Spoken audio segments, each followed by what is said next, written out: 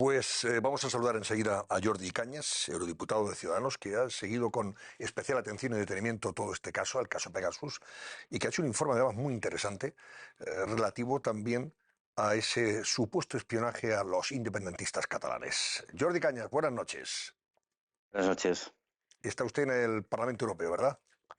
Sí, estamos aquí en el Parlamento Europeo. Creo que somos de los últimos que quedamos hoy. A veces las reuniones se alargan hasta las 11 de la noche, pero hoy a las 10:30 prácticamente ha concluido el plenario. Por lo tanto, sí, estamos aquí en el Parlamento, pero casi en la intimidad. Bueno, Jordi, el hecho de que el Parlamento Europeo señale a Marruecos directamente supone que algún día sabremos si eso es efectivamente lo que pasó, que el teléfono del presidente del gobierno fue hackeado por los servicios de información y espionaje de Marruecos.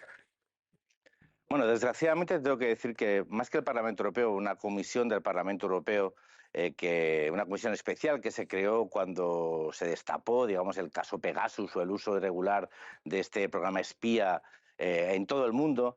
Pero esta comisión básicamente lo que ha hecho ha sido en su informe recoger informaciones publicadas, recoger, en el caso del Catalan Gate, el informe de Catalan Gate publicado por los separatistas, y en el caso del presidente del Gobierno de España y de los ministros que presuntamente fueron infectados, o presuntamente no, que fueron infectados por este programa, lo que se ha limitado es a recoger las informaciones periodísticas. Esta comisión, desgraciadamente, probablemente por la propia naturaleza secreta del uso de este programa, no ha podido certificar que ninguna de las no acusaciones, sino digamos que inferencias que se realizaron en torno a el caso de Pedro Sánchez, de la ministra Margarita Robles, del señor Marlaska, estaban directamente relacionados con Marruecos. Lo que ha hecho ha sido recoger informaciones de prensa y, como te decía, en el caso de los separatistas catalanes, recoger el informe del Catalan Gate. O sea, que no hay una, digamos, evidencia práctica de que efectivamente se pueda señalar a Marruecos como directamente entonces en el espionaje. Es una posibilidad que se maneja, ¿no?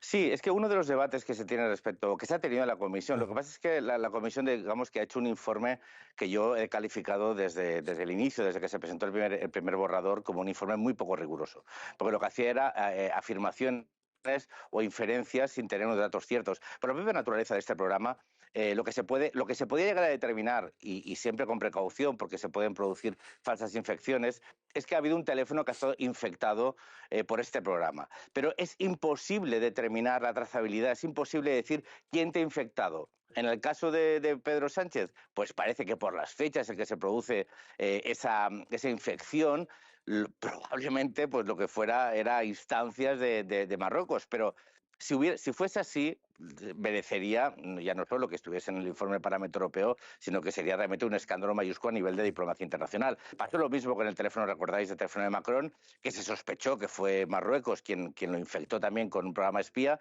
pero como no se puede demostrar, seguramente sí que se puede, pero no es público. O sea, probablemente haya mecanismos dentro de los servicios de inteligencia como para hacer una trazabilidad de quién es el que infecta a través de ese programa. Pero realmente esta comisión no ha tenido acceso a esa información. Lo que ha tenido acceso es a lo publicado en los medios de comunicación, a aquello que se decía en los medios de comunicación, que probablemente pueda ser cierto, porque es evidente que cuando se produce la infección en los teléfonos del Gobierno de España, estaba sucediendo lo de Ceuta.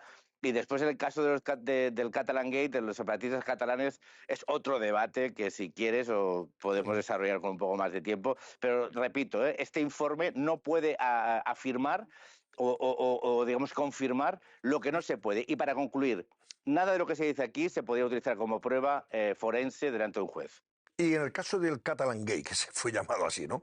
El hecho de que, bueno, hubiera informaciones en fin, y seguimiento a algunos dirigentes separatistas, coincidiendo también con toda esa actividad independentista y, en fin, previa y posterior al intento de golpe de Estado desde el punto de vista constitucional, ¿no?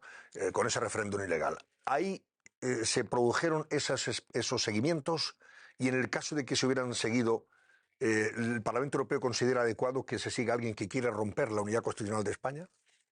No, en el informe lo que se hace es denunciar al gobierno de España presuntamente por haber espiado a más de 60 ciudadanos Sí, catalanes vinculados al independentismo. Pero repito, vuelvo a hacerlo de la misma manera. En este caso todavía con algo mucho más grave, porque las informaciones que se utilizan son el informe Catalan Gate, que yo, de hecho, como tú bien decías, como usted bien decía hace unos minutos, publiqué un informe elaborado por el señor José Javier Olivas que desmontaba prácticamente todas las afirmaciones de ese informe, y después por noticias publicadas en la prensa independentista. Me explicaré. Ante la acusación, el gobierno de España tuvo que hacer público que realmente había habido, creo que 16 seguimientos ordenados por, digamos, bajo mandamiento judicial, ¿no? ¿En qué contexto? En el contexto que se estaba organizando y se desarrolló una organización extremadamente violenta denominada Tsunami Democratic, que nos sembró de violencia en las calles de Barcelona. Recuerden ustedes cuando se produjo la claro. sentencia del 1 de octubre, y que además se le presumen contactos con Rusia. Recuerda que en este contexto había frecuentes viajes de determinados miembros del independentismo a Rusia, y se pueden acreditar reuniones en Moscú y después reuniones con importantes miembros del GRU y con importantes miembros de los servicios de información. Sin embargo, en el informe aprobado en la Comisión del Parlamento Europeo no se habla de nada de esto. Se habla como si fueran 60 pobres catalanes que han sido investigados por ser independentistas, pero no se pone en relación de que los 16 que se ha acreditado, porque así lo reconoció el propio gobierno de España, que bajo mandamiento judicial habían sido investigados, eran dirigentes de esa organización Tsunami Democratic, y que los otros no se ha podido acreditar simple y llanamente porque probablemente sea falso.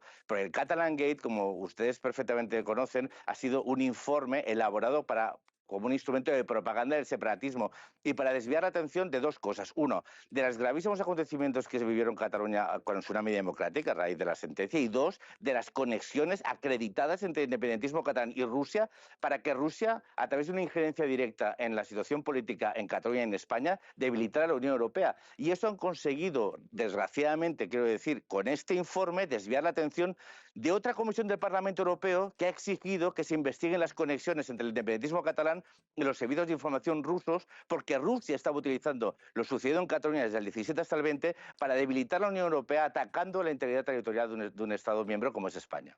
Así es. Bueno, Jordi Caña, muchísimas gracias, eurodiputado de Ciudadanos, a propósito de este asunto. Gracias y buenas noches. Muy buenas noches.